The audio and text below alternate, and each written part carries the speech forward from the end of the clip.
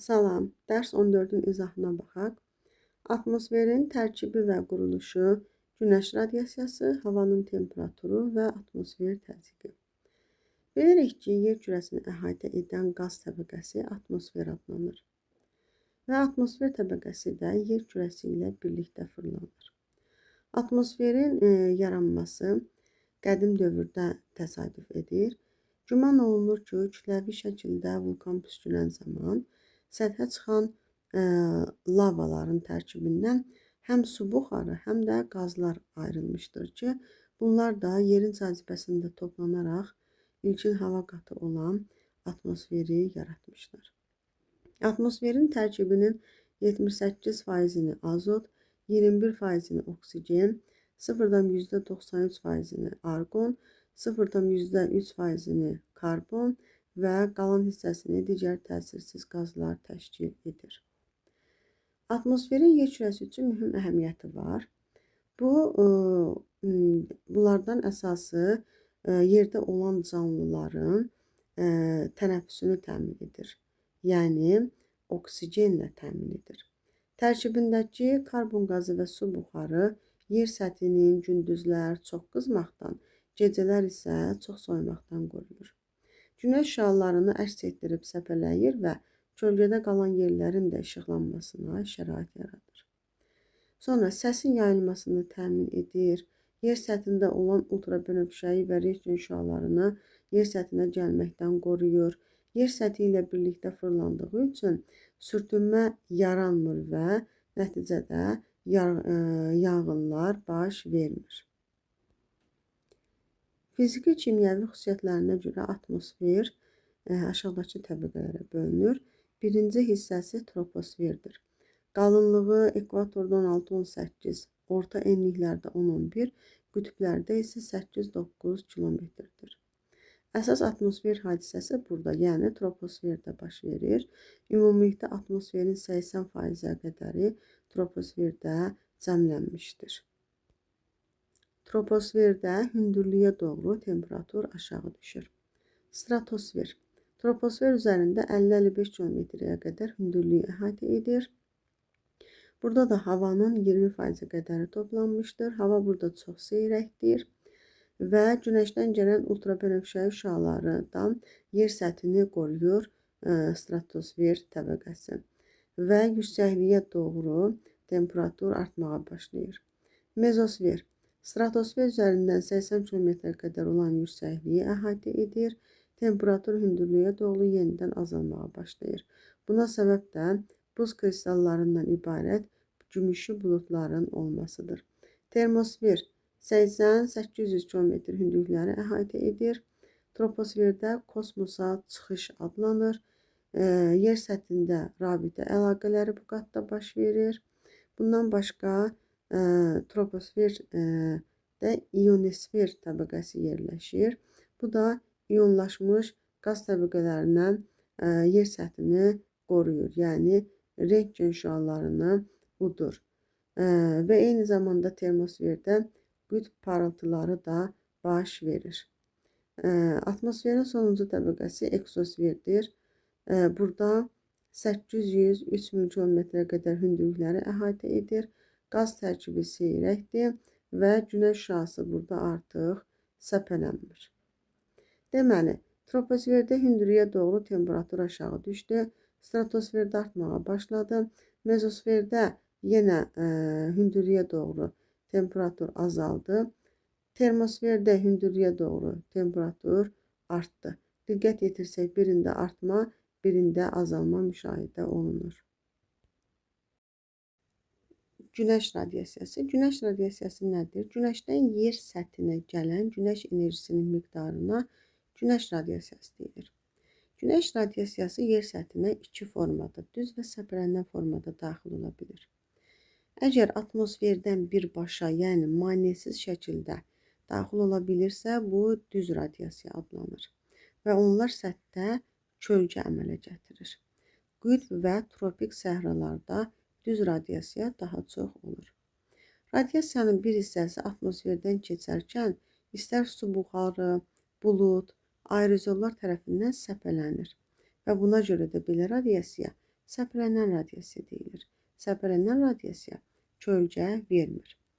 Səpələnən radiasiyada hava çox rütubətli və buludlu olur. Ekvatorial və mülayim enliklər üçün səpələnən radiasiya önəmlidir. Düz və səpələnən radiasiya birlikdə ümumi radiasiya adlanır. Yer səthində gəlib çatan ümumi radiasiyanın hamısı istilik kimi qalmır. Onun bir hissəsi geri qayıdır, yəni əks olunur. Buna əks olunan radiasiya və ya albedo deyilir. Əks olunmada səthin rəngindən, istilik tutumundan, rütubətliyindən asılı olaraq dəyişir. Parlaq səthlərdə, yəni qarda, buzda albedo çox olur, yəni əks olunma çox olur. Tünd səthdə, yəni yaş torpaqda, meşədə albedo az olur. Ümumi radiasiyanın digər hissəsi isə yer səthi tərəfindən udulur. Buna da udulan radiasiya deyilir. Udulan radiasiya nəticəsində yer səthi isinir, sonra buxarlanma yaranır. Bu da bitkilərin inkişafına təsir göstərir. Ən böyük istilik tutumu suya məxsusdur. Su səthə gələn radiasiyanın 85%-ni udur, özündə saxlayır və su gec qızma xassəsinə malikdir. Eyni zamanda da gec soyuyur. Amma quru ərazilər tez qızır, eyni zamanda da tez soyuyur. Ona görə də səthində istilik nisbətən az qalır. Su səthi 85%-ni udur, torpaq 75%, qum 60%-ni, meşə örtüyü 70%, buz 10%, qar isə 5%-ni udur. Digər hissələrini isə əks elətdirir. Deməli, su 85% udursa, onda 15%-ni əks elətdirir. Ümumi radiasiya ilə əks olunan radiasiyanın fərqi radiasiya balansıdır. Ümumi radiasiya bildik ki, düz və səpələnən radiasiya birlikdə ümumi radiasiya adlanır. Düz və səpələnən radiasiya ümumi radiasiyadır və ümumi radiasiyadan əks olunan radiasiyanı çıxsaq, biz radiasiya balansını almış olarıq. Radiasiya balansı udulan radiasiyanın miqdarını göstərir. Radiasiya balansı yer səthində çox yerdə müsbətdir. Arktika və Antarktidanın bəzi hissələrində isə mənfidir. Günəş radiasiyasının miqdarı 1 dəqiqə ərzində 1 kvadrat santimetr əraziyə düşən enerjinin kalori ilə miqdarıdır. Radiasiyanın ölçü vahidi kalori kvadrat santimetrdir. Ümumi radiasiyanın kəmiyyəti ekvatordan qütblərə doğru dəyişir. Belə ki, ekvatorda 140-145 kilokalori, tropiklərdə 200-220 kalori, mülayimdə 100-140, qütb ətrafı ərazilərdə 50-60 kilokaloridir. Azərbaycanda bu 120-160 kilokalori kvadrat santimetrə bərabərdir. Yəni, günəş radiasiyasının illik miqdarı ekvatordan qütbə doğru dəyişdiyi kimi, düzənliklərdən dağlara doğru da dəyişir. Düzənliklərdən orta dağlığa doğru, deməli, orta dağlıqda buludluluq artdığına görə radiasiya az olur. Deməli, alçaq dağlıq ərazilərində radiasiya çoxdur. Orta dağlıqda radiasiya azdır. Buna səbəb orta dağlıqda buludluluğun çox olmasıdır. Artıq orta dağlıqdan yüksək dağlığa doğru isə buludluluq az olduğu üçün radiasiya miqdarı da artır. Dağlıq əraziyə diqqət yetirsək. Dağətəyi hissələrdə buludluluq azdır, ona görə də radiasiya çoxdur. Orta dağlıqda buludluluq çoxdur, ona görə radiasiya azdır. Artıq yüksək dağlığa doğru getdikcə yenə buludluluq azdır deyə radiasiya da çoxdur. Hava atmosferin müəyyən anda müşahidə edilən fiziki vəziyyətidir. Havanın əsas elementləri temperaturu, təzyiqi və rütubətidir. Bunlar əsas elementlərdir ki, bundan başqa biz buna küləyi, buludu və s. də aid edə bilərik. Sonra hava şaquli və üfüqi vəziyyətdə dəyişə bilər. Yer səthindən yüksəkliyə doğru qalxdıqca hava soyuyur. Bunun əsas səbəbi troposferin birbaşa günəş şüası ilə deyil, yer səthindən qalxmış istilik vasitəsilə isinməsidir. Müəyyən edilmişdir ki, hündürlüyə doğru havanın temperaturu aşağı düşür. Bu, hər 100 metrdə 0,6 dərəcədir. Yəni, 1000 metrdə 6 dərəcə kimi nəzərdə tuta bilərik. Ya 100 metrdə 0,6 dərəcə, ya 1000 metrdə 6 dərəcə kimi götürə bilirik. Temperaturun bu şəkildə azalması aerotermik qradiyent adlanır. 1 dərəcə Selsi azalma üçün lazım olan hündürlük isə aerotermik pillə adlanır. Deyir ki, havanın temperaturu həm şaquli, həm üfüqi formada dəyişə bilir. Ekvatordan qütblərə doğru üfüqi istiqamətdə adlanır. Dağın ətəyindən zirvəsinə doğru isə şaquli istiqamətdə dəyişir. Bildik ki, yer səthində temperatur ekvatordan qütblərə doğru dəyişir və buna görə də yer kürəsində 7 istilik qurşağı ayrılır. Bunlar hansılardır? Bir isti qurşaq və isti qurşaq bu ərazilərdədir. Təxminən tropik əraziləri götürə bilərik. 2 mülayim qurşaq, biri şimal hissədə, biri cənub hissədə. 2 soyuq qurşaq, biri şimal hissədə, yenə biri cənub hissədə. Və 2 daimi şaxta qurşaq artıq bu qütb ərazilərini, şimal və cənubda yerləşən qütb ərazilərini əhatə edir. İstilik qurşaqlarının sərhədləri tropiklərdə orta illik. Diqqət yetirsək tropiklərə, bu ərazidə orta illik temperaturu 20 dərəcə olan xətlərdən keçir. Digər hissələrdə isə isti ayın orta temperaturu, yəni şimalda isti ayın orta temperaturu 10, isti ayın orta temperaturu 0, cənubda isti ayın orta temperaturu 10, 0 kimi olan izotermlərdən keçir. Yer kürəsində ən aşağı temperatur günəş çıxmazdan 15-20 dəqiqə əvvəl, ən yüksək temperatur isə günortadan 2-3 saat sonra müşahidə olunur. Yer kürəsində havanın temperaturunu ölçmək üçün orta sutkalıq, orta aylıq, orta illik temperatur, həmçinin sutkalıq və illik temperatur amplitudundan da istifadə olunur. Sutkalıq temperatur amplitudu skalın ən yüksək temperaturu ilə ən aşağı temperatur arasındakı fərqdir. İllik temperatur amplitudu isə ən isti ayın orta temperaturu ilə ən soyuq ayın orta temperaturu arasında fərqdir. Məsələn, ən isti ayın orta temperaturunu tapırıq, sonra ən soyuq ayın orta temperaturunu tapırıq, sonra bunlar arasındakı fərqi tapırıq. Bu da illik temperatur amplitudu adlanır. Xəritədə eyni temperatura malik nöqtələr birləşdirən xəttlər izotermdir. Şimal yarımkürəsində quruda ən yüksək temperatur iyulda, ən aşağı temperatur yanvardadır. Şimal yarımkürəsində su hissəsində ən isti avqustda, ən soyuq fevraldadır. Cənubda isə bunun əksi müşahidə olunur. Cənubda ən yüksək temperatur quru üzərində yanvarda, ən aşağı temperatur quru üzərində iyuldadır. Su üzərində ən yüksək fevralda, ən aşağı isə avqustdadır.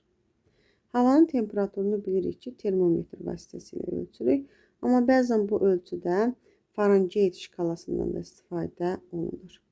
Farenheit şkalasını tapmaq üçün, məsələn, Selsi ilə verilən temperaturu biz Farenheit şkalasına keçdikdə necə edirik? Bunun üçün verilmiş temperaturu, yəni Selsi ilə verilmiş temperaturu 1,8-ə vurub alınan cavabdan üzərinə 32-ni əlavə edirik. Selsi ilə verilibsə 1,8-ə vurub üzərinə 32-ni əlavə edirik. Yer üzərində müşahidə edilən ən yüksək temperatur mütləq maksimum, ən aşağı temperatur mütləq minimum temperatur adlanır. Ən yüksək 58 dərəcə Liviyada Tripoli'dədir. Qərb yarımkürəsində bu, ABŞ-ın ölüm dərəcəsində 56 dərəcə, Cənub yarımkürəsində 52 dərəcə Avstraliyadadır. Mütləq minimum, yəni ən aşağı temperatur -91 dərəcə Antarktikada Fuji günbəzindədir. Şimalda -72 Oyumyakonda qeydə alınmışdır. Hündürlüyə doğru bəzi ərazilərdə temperatur artır ki, bu da temperatur inversiyası adlanır. İnversiya oroqrafik, advektiv və radiasiya inversiyası olmaqla 3 qrupa bölünür. Oroqrafik dağlıq ərazilərdə yaranır. Advektiv inversiya isti hava soyuq havanı ərazidən qovarkən yaranır. Radiasiya inversiyası isə şüalanma yolu ilə istilik itirilməsi zamanı yaranır. Atmosfer təzyiqi. Atmosferi təşkil edən qazların yer səthinə və oradakı cisimlərə göstərdiyi təsir atmosfer təzyiqi adlanır. Atmosfer təzyiqini civəli barometr, aneroid cihazları vasitəsilə ölçürük. Atmosfer təzyiqi 1 kvadrat santimetr əraziyə düşən ağırlıqdır ki, bu da millimetr civə sütunu ilə müəyyən olunur. Yer səthində atmosfer təzyiqi həm üfüqi, həm şaquli istiqamətdə dəyişə bilər. Atmosfer təzyiqinin 1 mm civə sütunu azalması üçün lazım olan hündürlük aerobarik pillə adlanır. Normal atmosfer təzyiqi 45 dərəcə paraleldə 0 dərəcə Selsi temperaturda 1 kvadrat santimetr səthə göstərilən təzyiqdir ki, bu da 760 mm civə sütunu olaraq qəbul olunmuşdur. 760-dan çox olarsa yüksək təzyiq, az olarsa alçaq təzyiq adlanır. Eyni təzyiqə malik nöqtələri birləşdirən xəttlər izobarlar adlanır. Yer səthində təzyiq qurşaqları termik və dinamik olaraq 2 qrupa bölünür. İl ərzində yer səthinin müxtəlif ərazilərinin qeyri-bərabər qızması nəticəsində termik təzyiq sahəsi, hava axınlarının üfüqi və şaquli dəyişməsi nəticəsində isə dinamik təzyiq sahəsi yaranmışdır. Diqqət yetirsək, ekvatorial termikdir və eyni zamanda qütb əraziləri termikdir. Deməli, termik təzyiq sahəsi ekvatorial və qütb əraziləridir ki, termikdir. Bəs dinamik təzyiq tropikdə və mülayimdə dinamik təzyiqdir. Tropikdə və mülayimdə dinamikdir. Burada isə termikdir. İndi alçaq və yüksək təzyiq sahəsi. Ekvatorda alçaq təzyiq sahəsidir. Tropikdə yüksək, mülayimdə alçaq, qütbdə yüksək. Bunu asan yadda saxlamaq üçün ekvatordakı A hərfi ilə alçaq təzyiqdəki A hərfini yadda saxlayın. Mülayimdəki A hərfi ilə yenə alçaq təzyiqdəki A hərfini yadda saxlayaraq harda alçaq, harda yüksək təzyiqdir, bunu daha yaxşı yadda saxlaya bilərsiniz. Radiasiyaya aid məsələ izahlarına baxaq. Tapşırıq 1-də günəş radiasiyası 160 kilokaloridir. Əks olunan radiasiya isə ümumi radiasiyanın 40%-ni təşkil edir. Udulan radiasiyanı soruşur bizdən. Ümumi radiasiya nə qədərdir? 160. Bunun 40%-i udulub. Deməli, nə qədər udulub? 160-ın 40%-i. İxtisarlarımızı aparsaq, 16 vuraq 4 qalar. Bu da edər 64. Deməli, 64 kilokalori isə bunun əks olunubdur. 160-dan 64-ü əks olunubsa, nə qədəri udulubdur? 96 kilokalorisi. Bizdən udulanı soruşur. Deməli, 96 kilokalorisi udulub. İkinci tapşırığımıza baxaq. Ümumi radiasiyanın 70%, yəni 140 kilokalorisi əks olunub. Deməli, 70%, yəni 140 kilokalorisi. Deməli, 70%-i 140 olan ədəd imiş. Bu əks olunub. Ümumi və udulan radiasiyanı soruşur. Əgər 70%, yəni 140 kilokalorisi əks olunubsa, bizim radiasiyamız nə qədər imiş? Buradan 100%-ə görə tapdıqda x bərabərdir 200. Deməli, ümumi radiasiyamız 200 kilokalori imiş. Bunun nə qədər udulmuşdu? 140. 200-dən 140 udulubsa, 60 kilokalorisi isə udulan radiasiyadır. Tapşırıq 3-ə baxaq. Dağın ətəyində 600 metr yüksəklikdə havanın temperaturu 14 dərəcədir. Bu olsun bir dağ. Burada da olsun bizim 600 metr yüksəkliyimiz. Burada havanın temperaturu 14 dərəcədir. Bəs 5600 metr yüksəklikdə temperatur nə qədər olar? Olsun bura 5600. 600 bu hissədədir, 5600 bu hissədədir. Arada nə qədər fərq var? 5000 fərq var. 5000 metr arada fərq var. Biz bilirik ki, temperatur hər 1000 metrdə 6 dərəcə aşağı düşür. Hər 1000 metrdə 6 dərəcə aşağı düşür. Bu da bir qaydadır, dəyişməz bir qaydadır. 1000 metrdə 6 dərəcə aşağı düşürsə, 5000 metrdə neçə dərəcə aşağı düşər? 30 dərəcə. Deməli, 30 dərəcə aşağı düşər. Baxırıq, burada müsbət 14 dərəcədir. 600 metrdə müsbət 14-dürsə və 30 dərəcədə yuxarı qalxdıqda aşağı düşərsə, mənfi 16 dərəcə Selsi. Deməli, 5600 metr yüksəklikdə mənfi 16 dərəcə Selsi temperatur olarmış.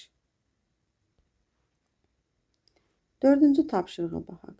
A nöqtəsində havanın temperaturu mənfi 6-dır. Deməli, A nöqtəsində mənfi 6-dır. Kəsmə yüksəklikdə 2000 metrdir. B nöqtəsində havanın temperaturunu soruşur. Baxırıq, neçə kəsmə yüksəklik var? 1, 2, 3. Biri 2000 metrdirsə, 3-ü nə qədər olar? 3-ü də 2000-ə vursaq, 6000. Deməli, arada 6000 metr fərq var. Biz dedik ki, hər 1000 metrə 6 dərəcə Selsi dəyişirmi? Bəs 6000 metrə nə qədər dəyişər? Deməli, 6000 metrədə buradan x-i tapsaq, 36 dərəcə Selsi dəyişər. Deməli, nə qədər fərq olmalıdır? 36 dərəcə. Mərkəzdə görürük ki, mənfi 6 dərəcədir. Bəs B-də nə qədərdir? Bunu tapırıq. Mənfi 6-nın üzərinə 36 gəlirik. Niyə? Çünki bu dağlıq ərazidir. Kənara doğru getdikcə temperatur artmalıdır. Bu da edir 30 dərəcə Selsi. Deməli, B məntəqəsində 30 dərəcə Selsi temperatur olarmış. Tapşırıq 5-in izahına baxaq. Dəniz səviyyəsindən 500 metr yüksəklik. Dağ çəkirik. Dəniz səviyyəsindən 500 metr yüksəkliyi qeyd edirik. Burada havanın temperaturu 18 dərəcədir. Bəs qar xətti hansı hündürlükdə yerləşər? Biz bilirik ki, qar xətti 0 dərəcə Selsi temperaturu olan ərazidə olur. Yəni 0 dərəcədən yuxarı ərazidə artıq qar xətti deyə bilmərik. Bizə indi hansı bir ərazi lazımdır ki, orada temperatur 0 dərəcə Selsi olsun? Baxırıq, 18 dərəcə ilə 0 dərəcə arasında fərqə. 18 dərəcə fərq var. Biz dedik ki, 1000 metrə hər zaman 6 dərəcə Selsi dəyişir. Bəs 18 dərəcə Selsi fərqə görə neçə metr hündürlük tələb olunur bizdən? Çarpaz vurub buradan x-i tapsaq, taparıq ki, 3000 metr. Deməli, bu hissədə 3000 metr fərq var. 3000 metr. Bəs 18 dərəcə temperatur hansı yüksəklikdə idi? 500 metr yüksəklikdə. 500 metr yüksəklikdədir və 3000 dərəcədə fərq var. Deməli, qar xətti 3500 metrdən keçərmiş. Tapşırıq 6-nın izahına baxaq. A nöqtəsində atmosfer təzyiqi 500 mm civə sütunudur. A nöqtəsi buradadır. Təzyiq 500 mm civə sütunudur. Kəsmə yüksəkliyi 250 metrdir. B nöqtəsində təzyiqi soruşur. Baxırıq, neçə horizontal var? 3. Biri 250 metrdirsə, 3-ü nə qədərdir? 750 metr. Deməli, arada 750 metr məsafə var. Bəs bizdən atmosfer təzyiqini soruşur. Biz bilirik ki, atmosfer təzyiqi hər 10 metrdə 1 mm civə sütunu azalır. 10 metrdə 1 mm azalırsa, 750 metrdə nə qədər azalar? Buradan x-i taparıq 75. Deməli, 75 millimetr civə sütunu artıq arada fərq var. İndi bizdən B-dəki atmosfer təzyiqini soruşur. Diqqət yetirsək, A məntəqəsindən kənara doğru. Bu dağlıq ərazidir, yəni yüksəklik ərazisidir. Kənara doğru təzyiq artır. Bilirik ki, yuxarı qalxdıqca təzyiq azalması baş verir, onda kənara doğru artır. Arada 75 millimetr civə sütunu fərqi var. A məntəqəsində isə 500 millimetr civə sütunudur. Üzərinə də 75-i əlavə etsək, B məntəqəsində 575 millimetr civə sütunu təzyiq olarmış. Tapşırıq 7-yə baxaq. Dağın ətəyində 500 metr yüksəklikdə. Dağ çəkirik, 500 metr yüksəkliyi qeyd edirik. Burada atmosfer təzyiqi 650 millimetr civə sütunudur. Zirvədə isə 350 millimetr civə sütunudur. Baxırıq aradakı təzyiq fərqinə. Deməli, 500 metr məsafədə 650 millimetr civə sütunu təzyiq var. Bəs harada 350-dir? 650 ilə 350 arasında 300 metr fərq varmı? Aha. Deməli, bu ərazilərdə 300 metr fərq var. Biz də bilirik ki, 10 metrdə 1 millimetr civə sütunu dəyişirsə, 300 metrdə nə qədər dəyişər? Üzrü sayın 300 bizdə metr deyil, 300 bizdə artıq millimetr civə sütunudur. Ona görə millimetri öz altından yazarıq. X buradan. Aha, baxın 300 millimetr civə sütunu fərq var. Yəni atmosfer təzyiqini verib bizə. Arada 300 millimetr civə sütunu fərq var.